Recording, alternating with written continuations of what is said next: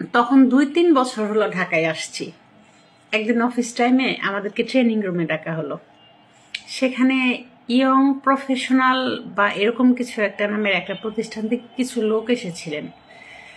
তারা আমাদেরকে কিছুক্ষণ ক্লাস নিলেন এবং এরপরে একটা প্রশ্নপত্র দিলেন।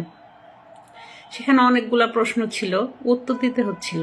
সেখানে একটা প্রশ্ন ছিল, আপনি যদি এই মুহূর্তে কোনো বিপদে পড়েন আর আপনার তখন 3,000 টাকার প্রয়োজন হয়, আপনি চাইলেই এই মুহূর্তে টাকাটা আপনাকে দেবে এমন কতজন মানুষ আছে আপনার সারাউন্ডিংয়ে বা আমার জীবনে, এরকম আর কি।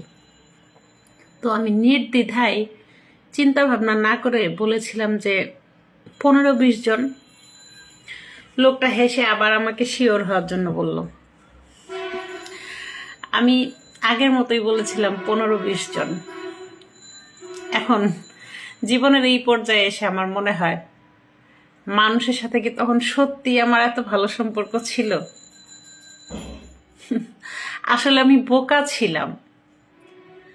12 বছর আগের সেই 3,000 টাকা যদি এখন ধরেন 15,000 টাকা হয়, আর আমি নিজেকে সেই একই প্রশ্ন করি, তবে আজকে এই সময়ে দাঁড়িয়ে আমি কিন্তু কনফিউজড, আমাকে কি কেউ টাকা দেবে?